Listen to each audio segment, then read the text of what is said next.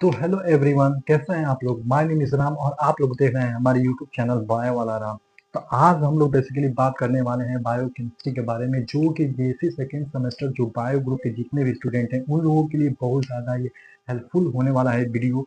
तो आज हम लोग बायो केमिस्ट्री के कार्बोहाइड्रेट के टॉपिक को कवर करेंगे, देखेंगे, उसको समझेंगे, जो कि बहुत ज़्यादा हेल्पफुल होंगे। किसमें? सेमेस्टर वाले एग्जामिनेशन में हम लोग इस टॉपिक से, कार्बोहाइड्रेट से मैक्सिमम 5 से 10 एमसीक्यू भी क्वेश्चन देखेंगे। कब? वीडियो को लास्ट में देखेंगे। तो आइए पहले हम लोग समझते हैं कार्बोहाइड्रेट्स के बारे में, जानते हैं। आप लोगों ने बहुत बार कार्बोहाइड्रेट का नाम भी सुना होगा, उसके बारे में पढ़ा भी होगा। तो वही चीज को आज हम लोग फिर से कार्बोहाइड्रेट्स को जानेंगे और समझेंगे। तो आइए जानते हैं कार्बोहाइड्रेट्स के। तो जो carbohydrates are a class of biomolecules composed of carbon, hydrogen and oxygen atom. जो कार्बोहाइड्रेट्स है वो क्या है? बायोमोलिक्यूल्स है। बायोमोलिक्यूल्स मतलब कि जैव अणु है, और किससे कंपोज्ड हुआ है? Carbon, hydrogen and oxygen atom से। Typically in a ratio of 1:2:1। जो इनकी रेशियो जो होती है 1:2:1 होती है। They are the most abundant molecule on the earth. ये क्या होता है? एबंडेंट मॉलिक्यूल होता है। एबंडेंट मॉलिक्यूल मतलब कि प्रचुर मात्रा में कहाँ रहता है? अर्थ पे प्रचुर मात्रा में उपलब्ध होता है। And play vital role in various biological process. और ये क्या करता है? वाइटल रोल मतलब कि अति आवश्यक रोल, अति आवश्यक भूमिका को निभाता है। किसमें? बायोलॉजिकल प्रोसेस में। तो आइए देखते हैं। Including energy production. Including energy production मतलब कि एनर्जी को क्या करता है? प्रोड्यूस करता है, मतलब कि उसका प्रोडक्शन करता है। और उसके बाद क्या करता है? सेल सिग्नलिंग करता है। सेल सिग्नलिंग मतलब होता है कि एक सेल जो होता है वो दूसरे सेल से क्या करता है? कम्युनिकेट करता है। तो हम लोग जानते हैं बेसिकली कि विदाउट कार्बोहाइड्रेट के हम लोग कोई भी काम को कर नहीं सकते हैं।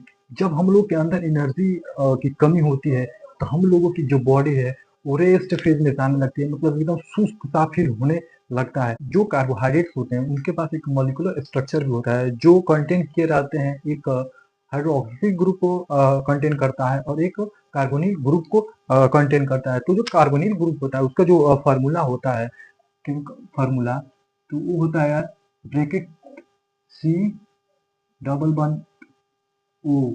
ये क्या है? कार्बोनिल ग्रुप है। और हाइड्रोक्सिल ग्रुप जो होता है वो क्या होता है?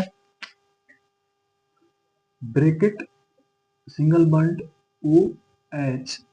ये जो है हाइड्रोक्सिल ग्रुप है, ये है कार्बोनिल ग्रुप को कंटेन करता है। तो हम लोगों ने यहाँ पे कार्बोहाइड्रेट्स के बारे में जाना, उसके डिफिनीशन को भी पढ़ा। तो अब हम लोग इसको जानेंगे कि जो कार्बोहाइड्रेट्स है कितने मेन कैटेगरीज में क्लासिफाइड हुए हैं।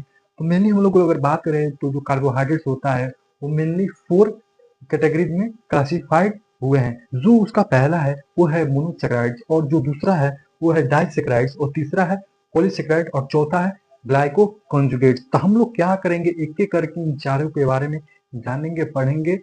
तो आइए हम लोग सबसे पहले जानते हैं मोनोसेक्राइड्स के बारे में। तो आइए सबसे पहले जानते हैं मोनोसेक्राइड्स के बारे में कि मोनोसेक्राइड्स बेसिकली होता क्या है। तो मोनोसेक्राइड्स क्या होता है? Monosaccharides are simplest form of carbohydrates. Monosaccharide जो होता है वो सिंपल फॉर्म होता है किसका? कार्बोहाइड्रेट्स का। Consisting of a single sugar molecule. Consist क्या करता है? सिंगल शुगर मॉलिक्यूल्स को क्या करता है? कंसिस्ट करता है। They are typically composed of 3:7 carbon atom. जो कार्बन एटम के जो रेशियो होते हैं किसमें? मोनोसेक्राइड में, वो क्या होते हैं? 3:7 होते हैं। And are classified into 2 main categories, aldose and ketose. ये क्या होते हैं? 2 मेन कैटेगरीज में क्लासिफाइड होते हैं। जो पहला होता है क्या? एल्डोज होता है, और दूसरा होता है केटोजेस। एल्डोज कब होता है?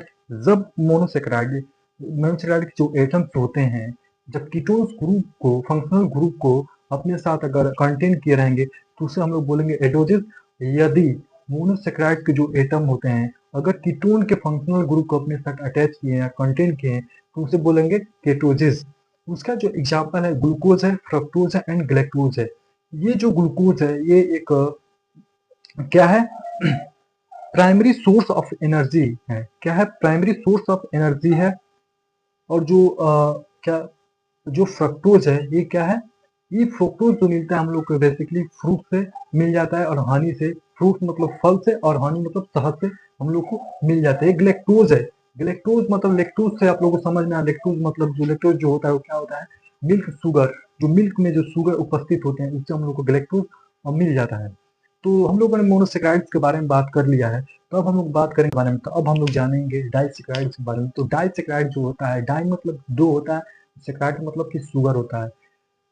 तो जानेंगे यहाँ पे डाइसेक्राइड सारे कार्बोहाइड्रेट, जो डाइसेक्राइड होता है वो बेसिकली कार्बोहाइड्रेट से होता है, कंपोज्ड ऑफ, कंपोस्ट किससे हुआ होता है, ऑफ मोनोसेक्राइड्स यूनिट, किससे, मोनोसेक्राइड इकाई से, मतलब मोनोसेक्राइड यूनिट से क्या होते हैं, कंपोज्ड होते हैं, link together through a glycosidic bond, वो किससे लिंक होते हैं, ग्लाइकोसिडिक बॉन्ड के द्वारा एक दूसरे से क्या होते हैं, लिंक्ड होते हैं।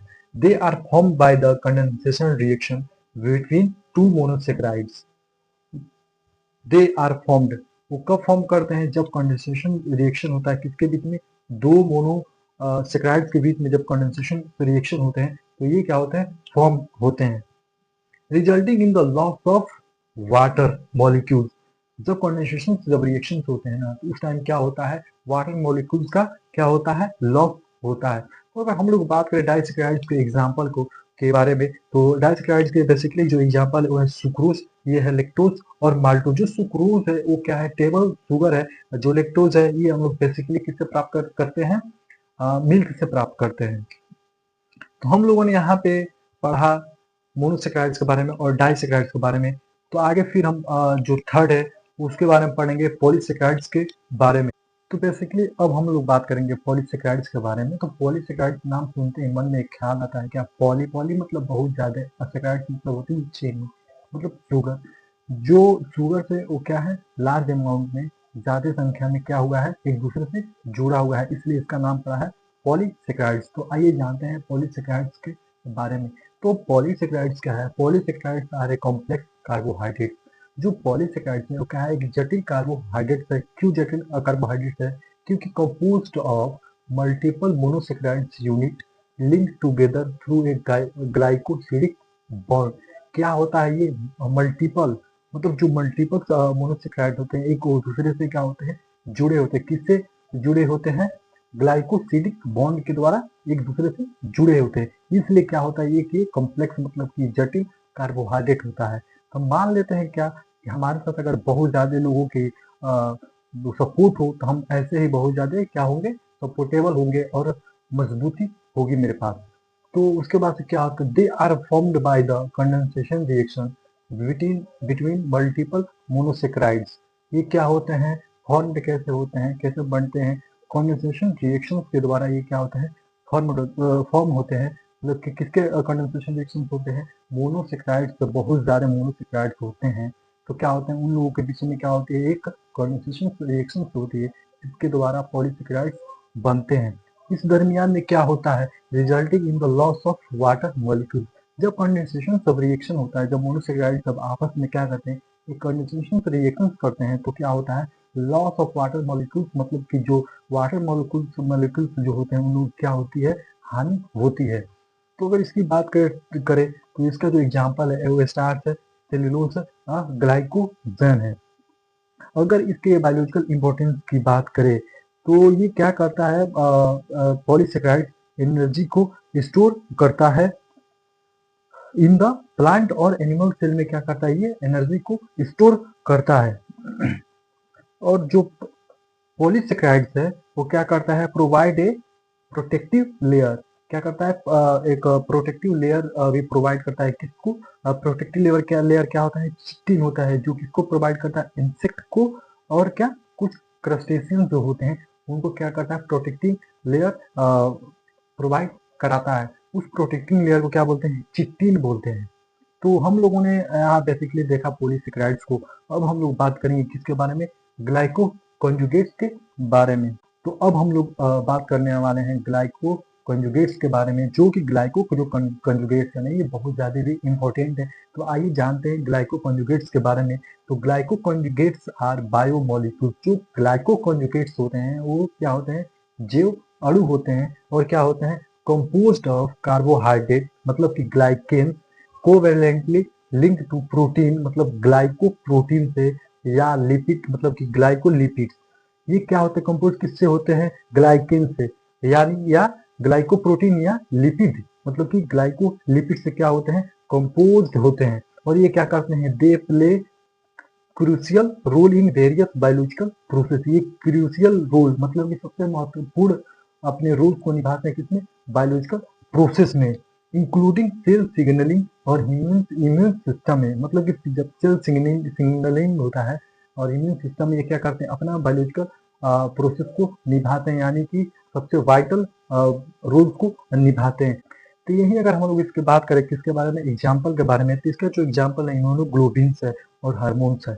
तो इम्यूनोग्लोबिन्स जो ग्लाइकोप्रोटीन जो होता है इम्यून सिस्टम में ये बहुत ज़्यादा वर्क करता है, मतलब कि ये इम्यून रिस्पॉन्स सिस्टम में अपना बहुत ही महत्वपूर्ण भूमिका को निभाता है। अगर वही बात करें हार्मोन्स के, तो इसका जो हार्मोन्स होता है FSH, मतलब कि फॉलिकल स्टिमुलेटिंग हार्मोन, ये क्या करता है, इंडोक्राइन ग्लैंड को सिग्नलिंग करता है। तो ये आज के जो सेशन है वो हम लोगों ने देखा कार्बोहाइड्रेट्स को। तो अब हम लोग देखेंगे क्या, इसके कुछ मल्टीपल चॉइस क्वेश्चन यानी कि MCQ क्वेश्चन को देखेंगे। तो आइए उसको भी देखते हैं और जानते हैं। तो हम लोगों ने देखा कार्बोहाइड्रेट्स, तो अब क्या करेंगे, कुछ MCQ को कवर करेंगे जो क्या होंगे, बहुत ज़्यादा हेल्पफुल होंगे आप लोगों के लिए किसमें, सेमेस्टर एग्जामिनेशन में। तो आइए कार्बोहाइड्रेट से रिलेटेड कुछ MCQ को देखते हैं। तो आइए पहले क्वेश्चन को देखते हैं। पहला क्वेश्चन क्या कह रहा है, what is the general formula for carbohydrate. Carbohydrate मतलब कि सामान्य जो फार्मूला है कार्बोहाइड्रेट्स का क्या है, इसमें क्या है, CX bracket H2O bracket Y, जो ये वाली जो फार्मूला है ये है कार्बोहाइड्रेट्स के, और बाकी जो है वो क्या है, कार्बोहाइड्रेट के फार्मूले नहीं है। फिर हम बात करेंगे दूसरे क्वेश्चन पे आते हैं। दूसरा क्वेश्चन क्या कर रहा है, which is the following is a monosaccharide. इसमें से कौन सा है जो मोनोसेक्राइड्स है। तो पहला क्या है, ए जो है क्या कर रहा है, सुक्रोज। सुक्रोज मोनोसेक्राइड नहीं है। लेक्टोज ये भी मोनोसेक्राइड नहीं है। ग्लूकोज, हाँ भाई ग्लूकोज है, क्योंकि ये क्या है, ग्लूकोज है, वो प्राइमरी कार्बोहाइड्रेट्स है। और स्टार्च, स्टार्च तो बिल्कुल भी नहीं। फिर हम लोग आते हैं थर्ड वाले क्वेश्चन पे। तो थर्ड वाला क्वेश्चन क्या कर रहा है, which type of bond link monosaccharide unit in disaccharides. किस टाइप के मतलब किस तरह के बॉन्ड होते हैं जो डाइसेक्राइड में मोनोसेक्राइड को क्या करते हैं, लिंक करते हैं। तो कौन से होते हैं, पेप्टाइड बॉन्ड होते हैं, नहीं पेप्टाइड बॉन्ड भी नहीं होते। हाइड्रोजन बॉन्ड होते हैं, नहीं हाइड्रोजन बॉन्ड भी नहीं होते हैं। आयोनिक बॉन्ड, आयोनिक बॉन्ड भी नहीं होते। यहाँ पे क्या होते हैं, ग्लाइकोसिडिक बॉन्ड होते हैं, जो क्या करते हैं डाइसेक्राइड में, जो मोनोसेक्राइड के जो यूनिट होते हैं वो क्या करते हैं, एक दूसरे से जोड़ने का काम करते हैं, मतलब ये लिंक करने का काम करते हैं। तो बात करें हम लोग चौथे क्वेश्चन का, तो चौथा क्वेश्चन क्या कह रहा है, विच डाइसेक्राइड, वो कौन सा डाइसेक्राइड है, is composed of glucose and lactose. वो कौन सा डाइसेक्राइड है जो किससे कंपोज्ड हुआ है, ग्लूकोज से एंड लैक्टोज से। तो क्या ये सुक्रोज डाइसेक्राइड है, क्या ये ग्लूकोज एंड लैक्टोज के कंपोज से बना है, तो नहीं। माल्टोज है, ये क्या ग्लूकोज एंड लैक्टोज के कंपोज से बना है, नहीं। क्या ट्रियो हेरोज है, क्या वो बना है, तो नहीं। इसमें क्या कौन सा डाइसेक्राइड होगा, लेक्टोज जो है क्या होता है, ग्लूकोज एंड लेक्टोज के किसे कंपोज से बना हुआ ये डाइसेक्राइड्स है। What is the primary function of, पांचवा क्वेश्चन कह रहा है, what is the primary function of starch in plant. जो प्राइमरी फंक्शन जो है किसका, स्टार्च का, वो प्लांट में क्या है, क्या फंक्शंस करते हैं किसमें, प्लांट में। तो जो प्राइमरी फंक्शंस जो होती है स्टार्च की प्लांट में क्या होती है, तो यहाँ पे स्ट्रक्चरल सपोर्ट, क्या वो स्ट्रक्चरल सपोर्ट को करता है स्टार्च, नो। क्या सेल सिग्नलिंग करेगा, नहीं, प्लांट में तो सेल सिग्नलिंग करेगा नहीं। डी, क्या वो डिफेंस अगेंस्ट पैथोजन, क्या वो आत्म सुरक्षा किसके प्रति, पैथोजन के प्रति क्या करेगा, बनाएगा, प्रोड्यूस करेगा, तो नहीं। वो क्या करेगा, मेनली क्या करेगा, प्लांट में एनर्जी स्टोरेज को करेगा, क्या करेगा, एनर्जी को इकट्ठा करेगा। तो बात करें अगर छवे क्वेश्चन की, तो छवा क्वेश्चन जो है 6 नंबर वाला क्वेश्चन वो क्या कह रहा है, तो आइए जानते हैं। छवा जो क्वेश्चन वो कह रहा है, which polysaccharide is a composed of glucose unit link by beta 1,4 glycosidic bond. मतलब कि कौन सा पॉलीसेकेराइड है जो कंपोज हुआ है ग्लूकोज यूनिट, लिंक किससे हुआ है? बाय बीटा 1 से किससे? ग्लाइकोसिडिक बॉन्ड के द्वारा। तो वो कौन सा पॉलीसेकेराइड्स है? तो पहला है जो वो स्टार्च है, तो ये तो बिल्कुल नहीं है। दूसरा है सेलुलोज, ये हाँ बिल्कुल है। और तीसरा है सी ग्लाइकोगेन, ये नहीं है। और जो चौथा है वो चिटिन है, ये भी नहीं है। इसका जो करेक्ट जो आंसर होगा वो कौन सा होगा? सेलुलोज। तो अगर बात करें फिर से 7वें क्वेश्चन की, तो 7वां जो क्वेश्चन है वो क्या कह रहा है? What is the term for the process of breaking down polysaccharides into simpler sugar? वो कौन सा टर्म्स है जिसमें वो कौन सा प्रोसेस टर्म है, कौन सा प्रोसेस टर्म है? ब्रेकिंग डाउन पॉलीसेकेराइड जब ब्रेक करता है किसमें? सिंपलर शुगर में। वो कौन सा टर्म है? तो उस टर्म को क्या बोलते हैं? कंडेंसेशन? नहीं। क्या फर्मेंटेशन? नहीं, उसको ये भी नहीं बोलते। ग्लाइकोलिसिस? नहीं। इसको हम लोग बेसिकली क्या बोलेंगे? हाइड्रोलिसिस के द्वारा क्या होता है, जो पॉलीसेकेराइड होता है वो क्या होता है? सिंपलर शुगर में ब्रेक डाउन होता है। तब अगर 8वें क्वेश्चन की बात करते हैं तो आइए 8वां क्वेश्चन देखते हैं। 8वां क्वेश्चन कह रहा है which of the following is glyco conjugates? इनमें से कौन सा ग्लाइको कंजुगेट्स है? मतलब जैसे 4 ऑप्शन है, इसमें से कौन सा ग्लाइको कंजुगेट्स है? तो हमने पिछले वाली कुछ ही पीछे वाली वीडियो में देखा था ग्लाइको कंजुगेट्स के बारे में, जिसमें हमने बताया है। अगर आप लोग उसको ध्यान से पढ़ेंगे तो इसमें से कुछ मतलब कि सारे के सारे क्वेश्चन हमको लगता है कि हो ही जाएंगे।